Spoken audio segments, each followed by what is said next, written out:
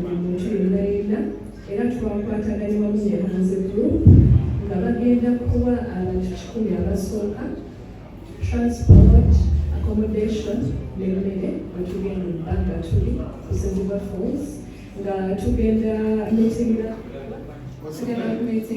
ku 07 is opposite Bulere Center.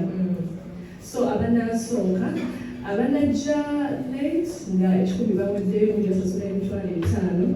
An experience tugitaddewo okulaba nti buli muntu yenna asobola okulambula ensi ye ku bbeeyi gy'osobola ku bbeeyi entono ku ssente entono n'omuntu wa wansi naye nti asobola okulambula ensi ye n'alaba era bagenda bawuzibas tugenda bayisamuku mulabe buli kimu ku kigenda okulaba.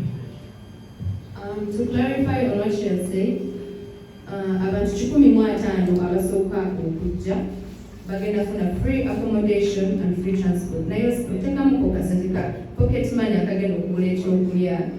Bino tolaba banno nga bayimirire nga bagula enkoko ate nga batunuulira butunuulizi.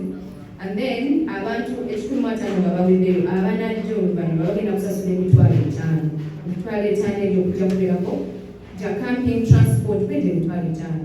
Twagala experience n'omuntu wa wansi agamba nti banegesa asobola trip z'abukadde abeere ng'asobola onnyonnyola ku bbeeyi eyo nga tonyumiddwa kyekimu nga ne bali basasula obukadde. Nga Hanze ne Keyanke kyetugezaako okukola kyokulaba nti alina ssente nti asobola nyumira Uganda naye n'alina ssente nnyingi towulawo olina bukadde mu 10 bweyagala kunyumira Uganda tulina packages tulina engeri zisobola kukwasaganya naye n'ayina 5 ekitandika enkya so musooke mujje kwegyo 5 mulabe entandikwa yaakyo so that next time wetugamba nti February tugenda wano atate kijja kuba kinziivu n'okusinga kino. Thank you so much. Ategeeza beatmaker ndi producer naye atakuwanga ndi mu production na songwriter arranger music creator curator mu ngeri bwetyo osobola okutereeza oluyimba na buli kimu naye ng'ekigereso olwaleero lwa Keyanke kya mukisa mulungi okubanga abaana abakyali abato balowoozaako something beyond the music kubanga enjiri ebadde ebuulirwa abayimbi ebbanga lyonna so they think of something that music can just help you push nakati nze nzomu wagenda osooka osasula okugenda okubeera kusezibwa eza pocket money babadde boogerako bakyakuteekamu wabayimbi bange naye nga nze omu wagenda osooka okusasula I'm very happy tugende mu maaso. Abanasooka abanasooka tulina Hanze etaddewo buses etaddewo emmotoka zonna to accommodate them from Kampala to Sezibwa and back to Kampala. Accommodation Hanze will be costing 150. So abadakaawo they'll pay something small. 50,000. Nera basi fanana ngeyo yemu kuzo ndabira wabwewa.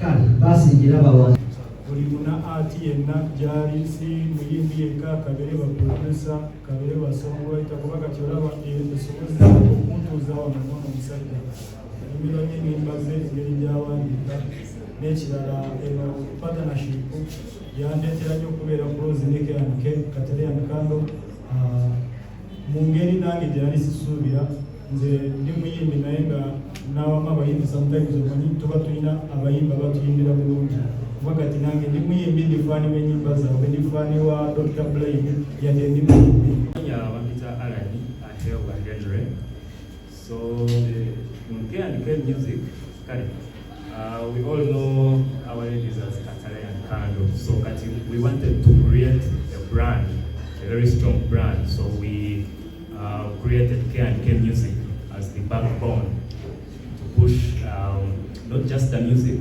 but even other business ventures. Like now, this is one of them. Yeah. So you will be seeing many other more creative and innovative ventures coming up. in a few months. And for me particularly, I'm happy that we are signing up with Hans. This is a partnership that is going to take us very far. And we believe you're really going to see good things coming out of it. I'm most nange saluse nyo kubeera wano. Mulefiti mbalaba mwana mwena mu state amanya n'eddoboozi mugwanga abamu gwe bayita Dr. Brain yaman ndi wano ku lwa K&K kubanga mbagala nnyo.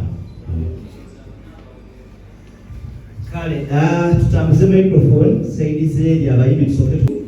My name is Diane. I'm the Deputy CEO for Hansen Group, and we are here for K&K with partners and Experience Uganda. Nice seeing you all here. Hello, good morning. I'm Paul Asune Kasaka. I'm a lawyer. And for today, I'll be the spokesperson of Hansen Group. Hello, my name is Alan Henry. So I'm the lawyer for K&K Music. And thank you. Sasa kubala bamwe bakujja amanya gange nze Nabatusa Rebecca aka Kando kanyuma nange Katalea. It's time for me to be around you. Thank you so much for coming.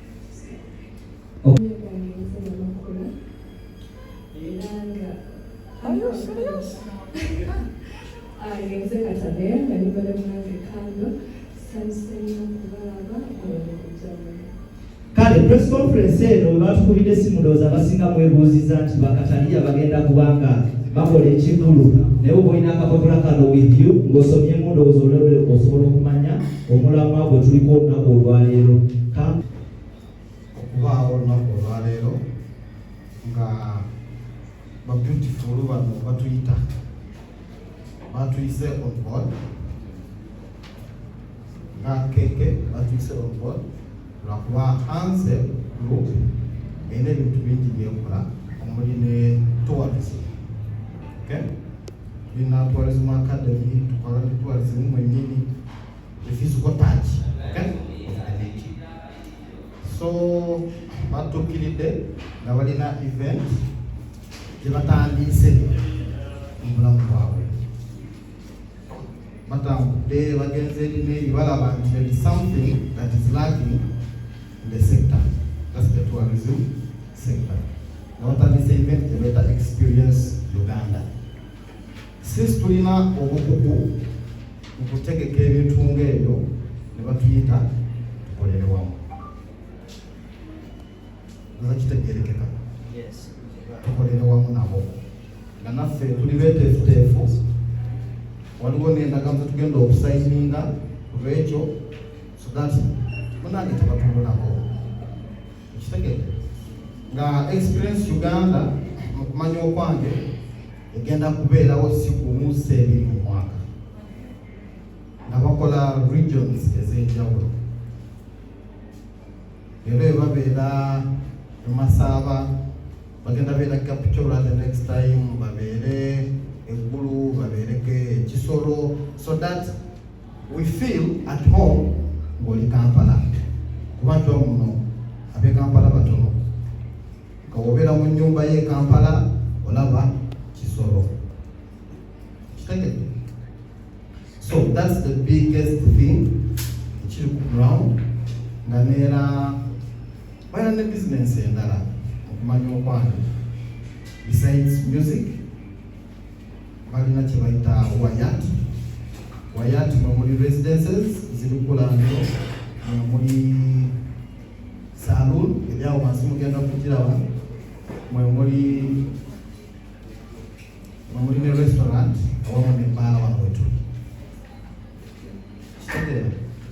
So oyagala kujja ogambye bakama baffe bakatale yabagambye tujje tufuneko ekyokulya bajja kibuwa. Mr. Paul place on board and we are ready to work with them. musicians come, sing and go. They are saying, let us market our country besides singing. Okay? So for us, we already worked with them and we requested them, even if that is their thing, they should perform at least. And they will perform, you understand, with other musicians. Okay. Jogera, nananye nkolachi, netekamu. Contract je mulina yabbanga ki era tusobola omanya kuva ku ng'ebyonyiwongo bibatutambudde bulungi enkola gizoobujja. biki bye mwabeesizeeko okusekinga contract ne bana abakyala Mube batuyise olw'enkola yaffe ey'emirimu kuba tulina bingi bye tukozera se babirabako okugeza nga tukola trips, tukola school trips, corporate trips, kitegeera. So babiraba ne bagamba katubekwateko tukole trips experience Uganda. kale kam okusinziira tetutima lwakuba abayimbi bwe tukiriza tupatinalize nabo tubamanyi tubadde tubalaba ate nekigendererwa kyabwe kirungi ate kituufu nti tosobola kugamba nti ogenda kunyumirwa Uganda nga tonyumiddwa omuziki gwa Uganda, abantu ba Uganda, emmere ya Uganda n'ebifo by'okulambuliramu. Kati ffe tukkiriza nti Uganda enyuma era buli kirungi ky'onoonya bwe kiri Uganda. Ate nabo ba-KRK tebakkiririzaamu. Ndowoozaawo entandikwa y'enkolagana beeretuuse. Awo tuba tetulina ekirala, ebirala byonna ebisobola kujja mu maaso tuba tusobola kutuula ne tubyogera lwakuba ekigendererwa kyaffe kiri kyekimu nti buli Munnayuganda ayina okunyumirwa Uganda ku ssente zonna z'abeera ng'ayina. Oba olina ssente ekiri olina engeri gy'osobola kunyumirwa Uganda mu bulambuzi, mu kulya mmere ennungi, mu kukola embiri ennungi, byonna tugezaako nti tulabe nti Munnayuganda anyumirwa. Ba-KRK ekigendererwa kyabwe nakyo kyekigendererwa kyabwe. kale tweyanziza ndowooza Ekiganiro oba netukusanga muti kuosebezi oba olina kashuwo tekiganda oba osobola kuvuga emotokayo netukusanga esezibwa why not jangu just oberere KRK onyumire Uganda.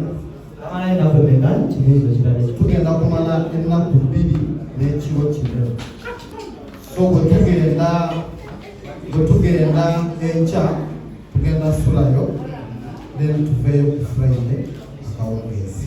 kale katufune ebifaananyi okuba nti businesses endala zebogeddeko ziri mu kampani eno we decide to be the ambassadors for those businesses era tweyanza nnyo okwesiga okuba nti mutulabamu amaanyi agasobola okwongera bizinesi okuba kutetugigattako we can't wait ebyo nabyo kubibalaga. okay ndowooza Just go straight to our portal, okay? Okumanya kuba there is a website for this, Experience Uganda. So you go to the portal, omanye bagenzewa, bagendawa, how much are they paying? Okitegera games kyeziriyo, activities kyeziriyo, because it will be fun. okay thank you Ne batwesiga ne bakkiriza kyonna kye twabaleeteze nakyo ne bagamba leke partner with us. Ekyo kyokka kitugattako ffe ng'abayimbi kirina eddala ddene gye tuteekako partnership eno era beerina ekyengenda ovaamu ekiyinza okuyamba kati emirimu gyaffe emirala gye tukola.